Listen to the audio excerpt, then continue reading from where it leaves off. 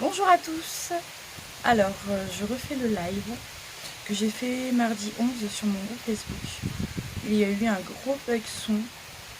Du coup, on m'entendait à moitié et je me suis exprimée et vous n'avez pas pu entendre tout ce qu'il fallait. Donc, je me présente, je m'appelle Gwendoline.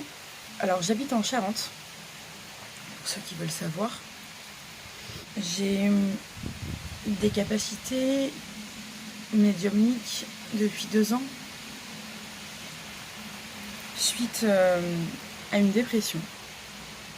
Enfin, plus précisément, une remise en question de ma vie, de savoir qui je suis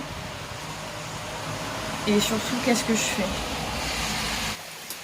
Alors, j'aide les gens, je les guide grâce à certains outils que j'utilise, dont mon intuition pour les ressentis, mes cartes, donc tarot, oracle, plus précisément oracle, mais j'utilise quand même le tarot. Donc j'ai du magnétisme aussi. Et j'utilise le pendule également pour certaines questions, pour oui ou non.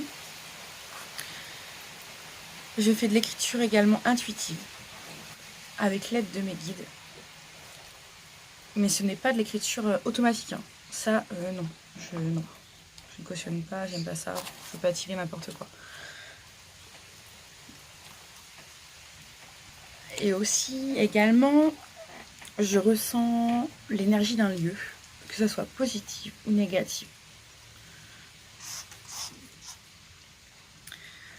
Alors, je fais également des consultations en réel ou sur Messenger, en don libre. Maintenant, je fais en don libre. Avant, je demandais 30 € pour la consultation. Mais cela a changé. Mes guides en ont décidé autrement. Donc, je préfère que la personne me fasse un don libre pour qu'elle puisse juger par elle-même la valeur de mon travail que je lui offre. Donc, si vous souhaitez me faire un don, ça sera par PayPal. Bon, si c'est en réel, en face à face, bien sûr. J'ai également créé une chaîne YouTube il y a 1 mois et demi maintenant, qui s'appelle L'Univers de Gwen. Alors, si vous ne connaissez pas, allez jeter un œil dessus. J'aborde des sujets intéressants. Et j'aurais également aimé avoir ces vidéos explicatives quand j'étais ado pour évoluer plus vite. Donc, ça peut vraiment vous aider. Je ne fais pas de voyance, à proprement dit. Je fais juste de la guidance. Même si, voilà, je vois des choses. Je suis également un canal entre ciel et terre. Oui, on va dire ciel et terre. Entre le monde de là-haut, moi et en bas. Donc je transmets, je transmets des choses de ces énergies. Je vais parler des entités aussi que j'arrive à capter. Beaucoup. Elles peuvent me fatiguer, donc je les ressens comme ça. Un mal de dos aussi, en plein milieu des omoplates. Et là, je sais en général que c'est une entité qui est présente avec moi. Ou un guide, enfin quelque chose, quoi. Enfin, une entité, hein. De toute façon, c'est de l'énergie. Et aussi le cœur qui palpite beaucoup, en même temps que un peu le mal de dos. C'est aussi le signe, pour ma part. Je dis pas que vous, peut-être c'est pas pareil, je ne sais pas. Voilà. Moi, c'est comme ça. Le cœur qui palpite. Au tout début que tout a commencé, j'ai acheté une obsidienne œil céleste qui est vraiment très puissante pour une protection. Enfin, moi, c'était mon idéal, mon coup de cœur, cette pierre m'appelait en fait. Donc je l'ai achetée, je l'ai portée et elle m'a donné ses bienfaits. Voilà. Il faut écouter son intuition, toujours écouter son intuition. Par rapport aux énergies dans vos maisons, si vous sentez que c'est négatif, c'est pas grave. Que il y a de la colère chez vous, que c'est pas bien, voilà. Je vous conseille de prendre de la sauge blanche, de la faire brûler. Vous pouvez en trouver sur internet. Vous pouvez aussi en trouver en boutique de lithothérapie également. Vous pouvez aussi le trouver en boutique ésotérique. Voilà. Et du coup, vous la faites brûler partout dans votre maison. Vraiment partout. Vous laissez diffuser tout ça pendant bien 10 minutes, je dirais. Et ensuite, vous aérez toutes vos pièces. Vous ouvrez toutes les fenêtres, les portes pour aérer, enlever tout ça, toutes les énergies négatives. Voilà, petite astuce. Après, vous avez plein d'infos sur le net également. Mais il faut faire selon son intuition également. Alors, je voulais aussi dire que sur ma page, sur mon groupe sur YouTube, sur Instagram également, je vais te tutoyer. Je ne préfère pas te vous voyer car tu n'es pas au-dessus de moi, ou même toi, tu me tutoies moi en fait. Je suis pas au-dessus de toi non plus. On est tous égaux. Donc, pour un échange de qualité, on se tutoie. Ce n'est pas un manque de respect, loin de là. On est tous égaux et c'est tout quoi. Enfin, est-ce que tu vois ce que je veux dire? Alors si c'est le cas, si tu vois de quoi je veux parler par rapport au tutoiement, tu mets en commentaire tutoiement, 2 petits points et tu notes ce que tu as à dire. Pour chaque sujet que vous voulez commenter, mettez avant à quoi ça correspond. Comme ça, je pourrais vous identifier et puis noter une réponse, quelque chose. Ça sera plus facile pour moi de m'y retrouver dans vos commentaires. Donc, voilà pour le tutoiement. Alors, après, on m'a posé des questions sur le live. Donc, j'y ai répondu en direct. Donc, forcément, ça a coupé à un moment donné. Donc, on n'a pas eu mon explication correctement. Donc là, je vais poser la question, dire mon explication, ma réponse. Et le tour est joué. Donc, alors, j'ai eu une question. C'est comment peut-on faire pour répondre à une question dont la réponse ne vient pas alors qu'on y pense depuis une semaine, mais que la réponse ne vient pas? Quelle astuce peut-on utiliser?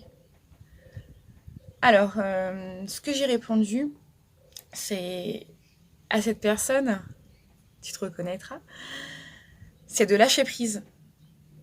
Et oui, il faut lâcher prise pour pouvoir recevoir les informations correctement. Après, forcément, oui, il y a une méthode. Il y a une méthode. Si tu te dis, tu connais pas ce mot déjà, et puis je te dis, bah lâche prise. Là, tu me dis, bah oui, mais comment? Comment tu fais? Comment on fait? Je ferai une vidéo sur ce sujet, car c'est vraiment important de lâcher prise à un moment donné pour vivre bien en paix, quoi. Mais ça marche pas que pour, par exemple, cette question, hein, ça marche pour votre... à la maison, une situation qui va pas, sur votre vie professionnelle également. Si y a un truc qui va pas, bah, il faut lâcher prise également. Mais par rapport à ça, la méditation est recommandée. Vraiment, il faut essayer de méditer. Si vous ne savez pas comment faire non plus, vous avez plein de vidéos sur YouTube, je pense que vous pouvez trouver dessus. Je ferai également une vidéo explicative parce que si vous me suivez, eh bien, ça évitera de chercher, hein, d'accord? Donc voilà. Après, j'ai eu une autre question, c'est « Crois-tu aux rêves prémonitoires ?» Et là, j'ai répondu oui, je crois aux rêves prémonitoires, car moi-même, je fais des rêves prémonitoires. Tout à fait. Je vais vous donner un exemple. Par exemple, du coup, j'ai rêvé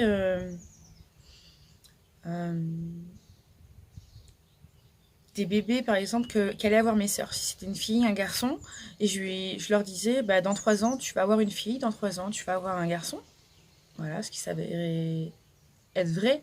Parce que du coup, moi, je fais le rêve par exemple, je vais rêver que ma sœur va avoir une fille, et ben, je vais lui dire, bah, dans 3 ans, tu vas avoir un garçon. Oui, moi, c'est le contraire. Ouais. Et aussi, je l'ai fait pour mes 2 garçons.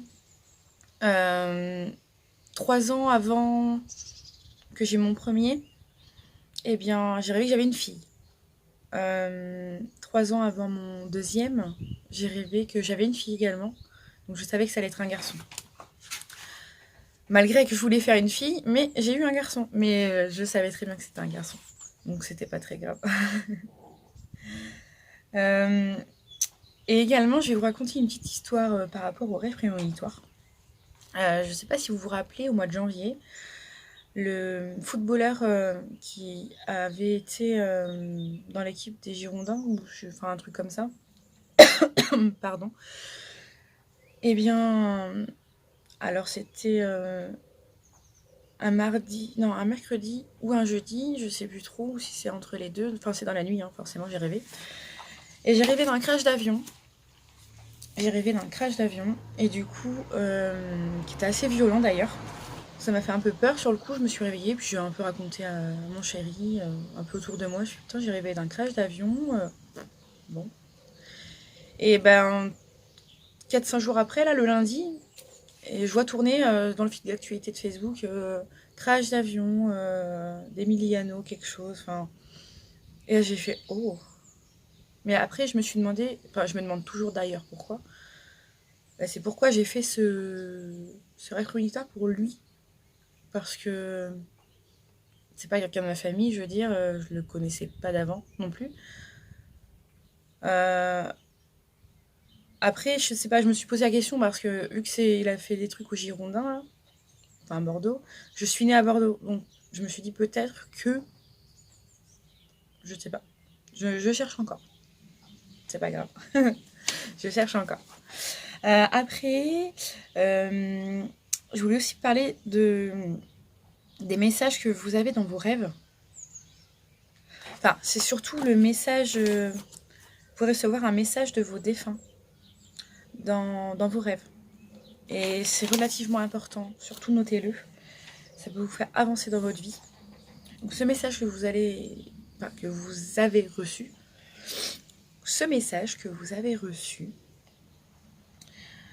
peut-être faut-il le passer, ce message, à une certaine personne. Peut-être de votre famille, de votre entourage. Enfin, quand vous l'avez compris, du moins que c'est ça qu'il faut faire. Je raconte une petite anecdote. J'ai rêvé de mon petit-neveu qui est décédé alors qu'il avait 3 mois. Et du coup, donc j'ai rêvé de lui, il m'a fait passer un message. Il voulait que je dise à sa maman, ma sœur, comme quoi il était présent avec elle, qu'il était là, qu'il aimait. J'ai entendu le mot « je t'aime », tout simplement, pour elle. C'est vrai que c'est vraiment délicat de parler de ces choses-là. Vous êtes d'accord avec moi quand même? C'est... Voilà, je savais pas comment aborder déjà le sujet, je ne savais pas du tout. Et il me faisait rappeler du coup de dire fais passer le message à ma mère, fais passer ce message à ma mère s'il te plaît, s'il te plaît. Il faisait bugger mon poste radio dans la voiture pour dire je suis toujours là, fais passer mon message et je pourrai repartir. Fais passer le message à ma maman. Et du coup, bah, ma soeur, un jour, bah, était pas très... Enfin, je l'ai vue, en fait, ma soeur. Et là, je lui ai dit, bon, bah, faut que je te dise quelque chose, c'est un peu délicat, mais bon, je te le dis. Donc, je lui explique que j'ai rêvé de son fils, qui m'a demandé, est-ce que j'ai ressenti aussi de lui dire. Et puis, bah, tout s'est bien passé, en fait. Il ne faut pas avoir peur de faire passer ce message qu'on reçoit, que ce soit en rêve ou en vision, enfin, en clairvoyance, en clairaudience. Voilà. C'est un peu plus français. Faut pas... faut pas hésiter. Franchement, faut pas hésiter. Il faut rester neutre, bienveillant, mais dire les choses. Ne pas se braquer et dire « Oh, j'ai peur de sa réaction. Comment va-t-il ou va-t-elle le prendre, mon Dieu? Oh, non, non, je peux pas, non, non. » Parce qu'en fait, je peux pas. C'est ton ego, en fait, qui te parle. Ton mental. Mais stoppe-le. Stop ton ego. Stop ton ego. Non. Tu ne peux pas vivre avec ton ego comme ça. Il y en a qui vivent avec. Je respecte le truc. Mais fais-le stopper. Enfin, à un moment donné... D'ailleurs, c'est... par rapport au lâcher prise, stoppez votre ego, en fait. Ouais. Stop, tais-toi. Chut. Chut.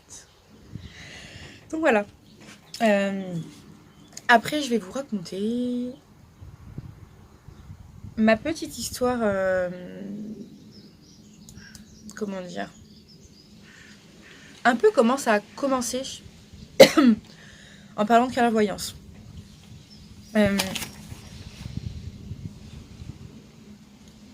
Alors, c'était un lundi, au mois de mars 2017. Entre le 20 et le 23, je sais plus. Il faut chercher les années en arrière. Vous verrez, c'est le lundi. Entre le 20 et le 23, un truc comme ça. Donc, c'était le lundi. Soir, je finissais le travail à 21h15. Et pour rentrer chez moi, j'avais 30 minutes de route. Que de la route de campagne. Je n'ai croisé quasiment aucune voiture en partant chez moi. Ce qui s'est passé, c'est qu'à un moment donné, j'ai croisé une chouette sur la route.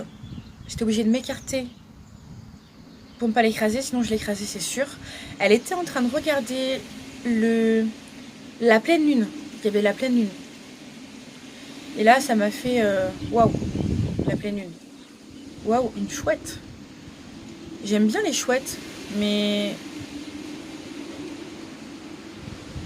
en cherchant bien, j'ai trouvé que c'était mon animal totem. Ouais. Je l'entendais toujours chanter la nuit chez moi, la nuit quelque part. Enfin, j'entendais toujours chanter des chouettes. C'était génial. Donc, pour en revenir, donc j'ai vu cette chouette. Je suis rentrée chez moi. Il était 22h.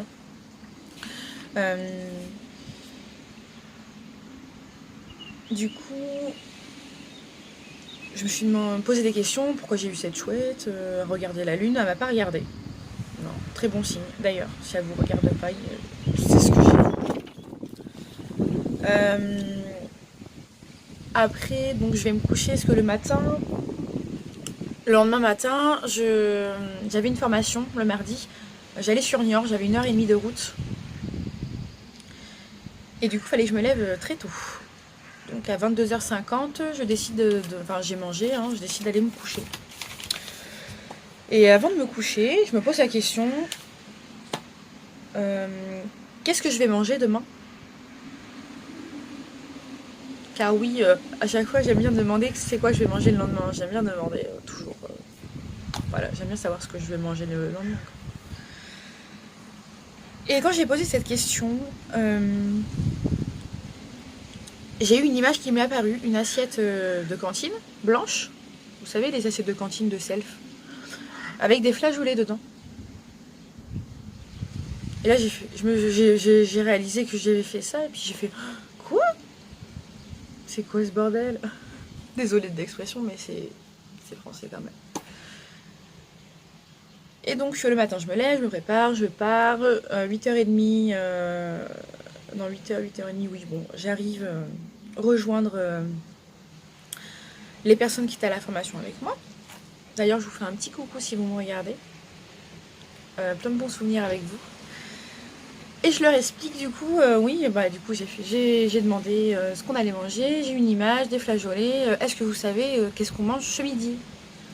Puis ils m'ont dit non, on ne sait pas, du coup, vu qu'on n'est pas du coin, on ne sait pas quoi. Puis on n'a pas le menu non plus le matin pour regarder ce qu'on mange. Et puis après, le midi, on va manger. Et là, on nous sert au self des flageolets. Voilà. J'étais très choquée. Là, je regardais tout le monde. Je disais, mais vous voyez ce que je vous disais, j'ai vu des flageolets. Il y a des flageolets. Des flageolets. Et oui. Donc, ça confirme certains de mes rêves, visions, etc. Mais ça a vraiment commencé comme ça, quoi. Là, c'était le tout premier. Et ça m'a... Je me suis demandé déjà qu'est-ce qui se passe, parce que je connaissais pas la clairvoyance, clairaudience. J'étais vraiment... tout était inconnu pour moi. À part dans les films ou quoi, mais ça reste des films. Hein. Voilà, hein. Tant qu'on on le vit pas, on peut pas savoir réellement. Donc mon histoire est terminée. Et je voulais maintenant parler du sujet. Ah oui, je tiens à rappeler que tout ce que je suis en train de dire, en fait, c'est tout ce que j'ai dit dans ma vidéo de live. Donc là, je fais un petit récapitulatif et il y a moins de blanc, on va dire, où je parle pas. Et là, donc, je voulais vous parler des personnes toxiques.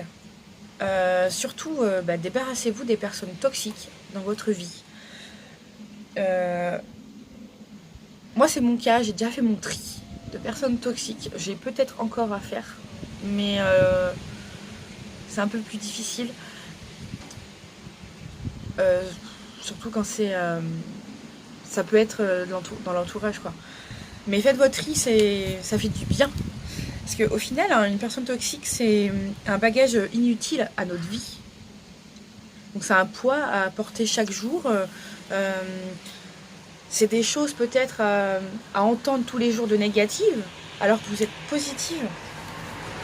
Du coup, ça vous flingue le moral. Et ça, nous, quoi. Enfin, il faut rester positif, être bienveillant.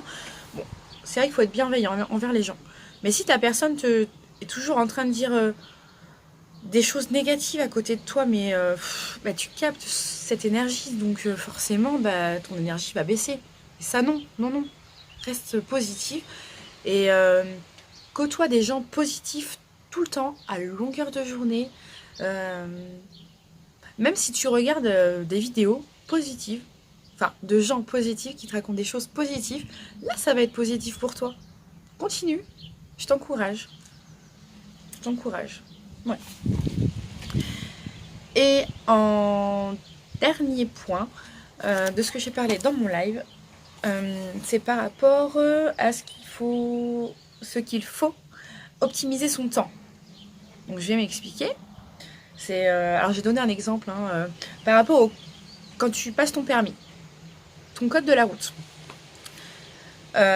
Vaut mieux que tu le passes, enfin vaut mieux que tu essayes et que tu réussisses de le passer en 2 semaines plutôt qu'en 6 mois.